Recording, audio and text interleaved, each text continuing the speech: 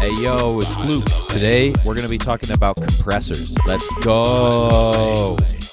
This how you supposed to sound.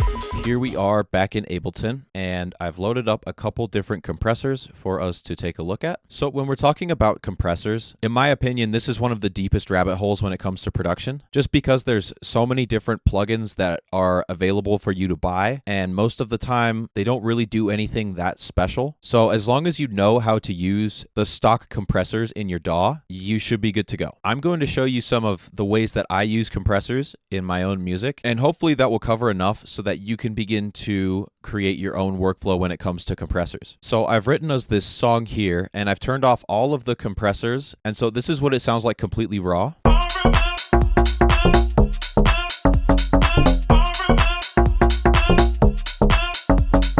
And throughout the course of this video, we're going to be putting the compressors on this song so that everything fits together nicely. So before we really get into the hands-on, it's important to know what's actually going on here. A compressor is, at its core, a volume automation tool. And what that means is that when a signal is applied to a compressor, once it passes the threshold that's set on the compressor, it will begin to turn down the signal based on the ratio that we've applied. That's a pretty general definition. A better way to think about compressors is that it'll help us level out the volume of any particular audio, as well as helping us shape our transients or bringing up quieter elements so that they better match with louder elements. So if we take a look at the compressor here, our primary metering controls that we're going to be looking at when we're using it is going to be our threshold, our gain reduction, and our output.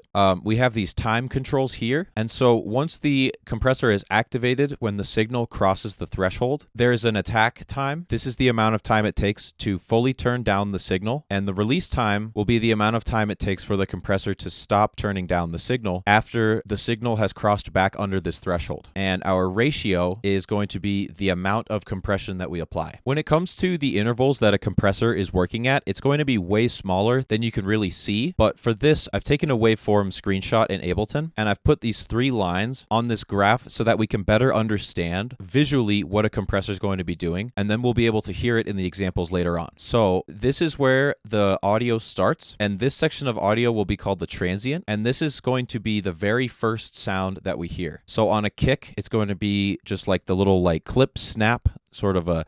And then this next section here is going to be the body of the sound. This is going to be the beef of the sound, really. What it sounds like is all going to be stored here. And then all of this stuff after it is going to be the tail of the sound. And as you can see, a compressor, if we set the threshold at this point where my mouse is, then if we were to have some amount of attack, the compressor is going to activate once we cross that threshold. The compressor will reach full power on this pink line. And the difference between these two is the amount of attack that we have. Now, all of this is going to be over the threshold. So all of this will be compressed. And then at this green line, the compressor will release because we've gone back under the threshold. And I know that this picture is not perfect, like technically this peak is above our threshold, but don't worry about that. This is just a broad overview. So in this instance, we would be boosting the transient because the compressor would turn down everything after, but the transient would remain untouched because the compressor hasn't activated yet, based on the amount of attack that we have. So now we're back in Ableton. And since we were talking about transients and I guess more plucky sounds, we'll go ahead and do our drum group first. So this is what it sounds like untouched. And if I turn on all of the stuff that I have going on, this is what it sounds like afterwards. And so now let's go ahead and take a look through what I've got going on here. So the very first step in our processing chain is going to be the compressor itself. This ratio, attack, and release are all Ableton defaults. All I did was bring the threshold down a bit to make sure that I was getting about -5 decibels in gain reduction on this meter. And it goes up to about -7. But the main idea here is that this meter is going to tell us how much we're reducing the signal volume by. And then in this output here, we will add that back. So that way we're not just making our song really, really quiet. Now then, we have a couple different options of compressors within Ableton. The two that are the most applicable here are going to be just our basic standard compressor. and also our glue compressor here. And a glue compressor, if you want to get really technical about it, emulates an old SSS group bus compressor. And yeah, you can look that up on your own time. I'm not really going to go too deep into that. The basic difference between this compressor and that compressor is that this one pushes the sounds into each other and therefore creates a more glued together final product, whereas this compressor just does exactly what we've described with no extra, technology, I guess. So we'll get into these other two in just a second, but for now, these are the two important ones. Now on this drum group here, I've dialed both of these in to get about the same amount of gain reduction. So I've assigned this macro so that when I twist it and it goes past halfway, we can swap between which compressor is on, and we'll go ahead and listen and see how either of them sound. So this is just the glue compressor at first.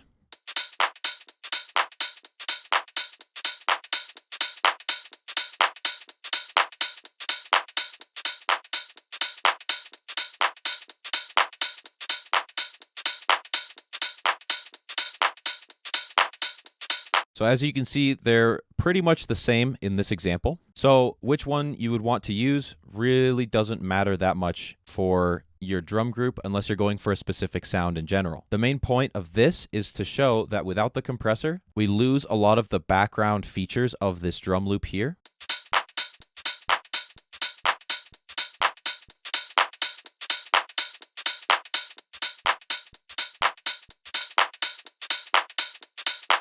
So the compressor just helps us level out this signal a bit more, and it just sounds a bit more cohesive instead of just a bunch of elements put in the same box. In this case, I think that the regular compressor sounds better. There's also an effect in Ableton called the drum bus. That is this piece right here in our chain. We do have an option to add a compressor to it, but since I'm already compressing here, I'm not going to turn that on. All I'm using this for is just to boost the transients a little bit so that it gets that extra articulation out of all of the sound.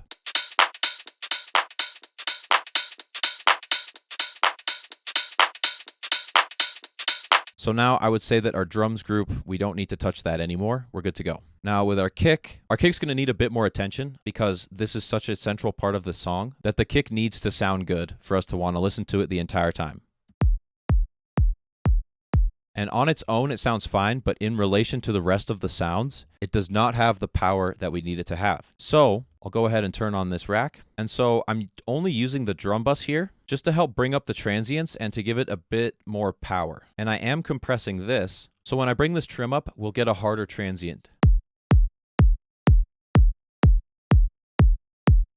Now, the next thing I'll do is I'll add an EQ notch right in the low mids. You really don't have to do that. That's just me. But the other type of compressor that we have is a limiter. It may not seem like it because of the name of the limiter, but this is actually a compressor. The way that a limiter works is that it's a compressor with the ratio set to infinity. So if I bring this threshold down and I say, I don't want anything to go above minus 19.7 dB, we can see that if this is our input and this is our output, no matter how far along we go on this x-axis, our y-axis isn't going to increase past minus 19.7 dB. So the only difference with a limiter and our regular compressor is that there's just less controls because a limiter is specifically designed to limit a signal. We have our threshold here, which is also known as our ceiling, and there's no attack because nothing will get through this. I like to use the limiter just to smear out the sound a little bit. So when the signal reaches the ceiling and the gain reduction activates, all of that's going to be at the same volume level. And so that's going to make the transient and the body sound at a similar volume.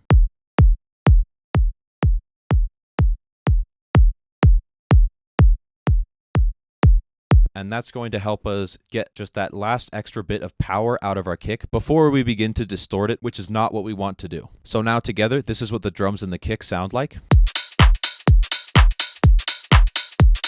If I turn off the effects, this is what it sounded like before. And then with the effects on. So far that's sounding pretty good. So far we've covered the three limiters that are beneath me right now. We've covered the compressor, the glue compressor, and the limiter. Now, the one outlier to how those other three compressors work is the multiband dynamics compressor. So what's different about these other three compared to the multiband dynamics compressor is that with the multiband, it's in the name, these other three compressors are only listening to the value of the signal. So if the value goes above the threshold, just turn it down. With our multiband, it's listening to three separate bands of audio, our highs, mids, and lows, and adjusting them accordingly. And what's also neat about this one is that if I were to set up our downward compression here, or the compression that turns it down.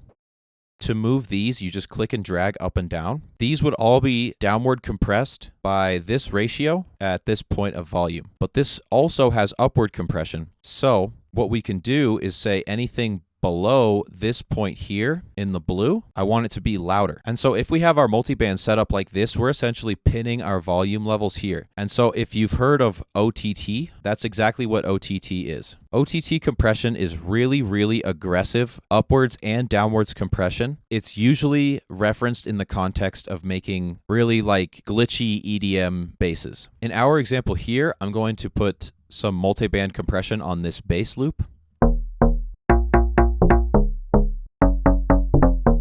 And in order to spice up this bass loop, what I'm going to do first is apply a little erosion. Then what I'm going to do is I'm going to apply one OTT. And normally the OTT will come with the amount at 100%. This is our dry wet knob. So as you can hear, it's drastically changing the sound of the bass. And it's really pushing down on these mids and highs. I do want it to articulate the bass as well as it is, but it's doing it in a way that is squashing our mids. So I'm going to bring the amount back, and I like to usually leave it around 30-something%. And this will help give us that extra bit of articulation that we're looking for.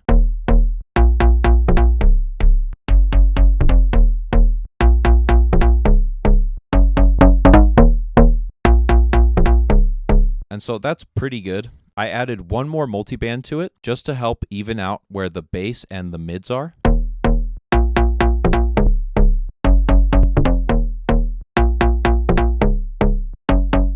So now we have a nice crystal clear bonky bass. So then on the bass group here, I have another limiter just to get that little bit of extra juice out. And I've adjusted the release so that it doesn't quiet the rest of the signal. It just quiets the peaks that are coming through. So I think it was about -3. Now, another thing that we can do with compressors is sidechain. So instead of listening to the channel that it's on, we can tell it to listen to another channel, in this case, the kick, so that when the kick crosses the threshold, it's going to turn down this bass group here. Without the compressor, this is what the bass and the kick sound like together.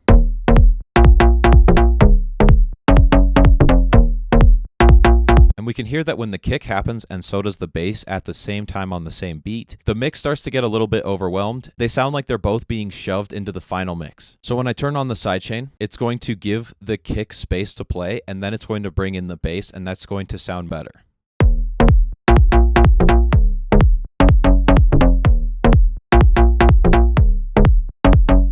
Fantastic. We'll go ahead and add in the drums too.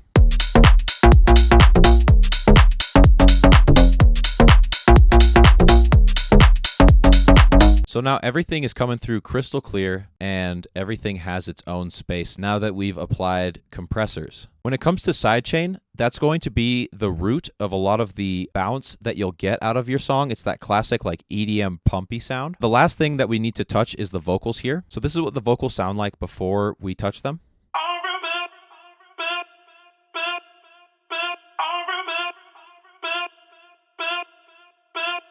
And so in this instance, I would want the echoes off of this hit to be just a little bit louder. So what I can do is set an infinity to 1 ratio on the compressor, bring this down a little bit, and now it's going to even out the volume between the actual hit and the delayed hit.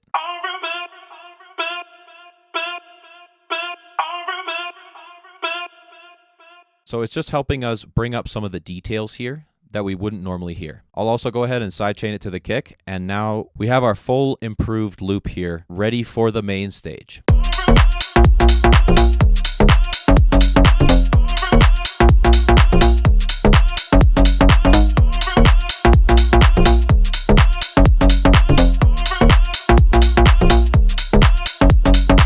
So that is about all that I have to offer when it comes to the basics of compression. I want to keep this video really short and to the point when it comes to compressors. This is one of the deepest rabbit holes in the whole Produciverse, if you want to call it that. And people love to get really anal about how they like to compress and how you should compress and what to compress and how much money should you spend compressing. In my own personal opinion, it's kind of a pseudoscience to me. Obviously, compression does something to the song, but if the idea is not there, it's just not there. The compression is not going to fix the idea per se.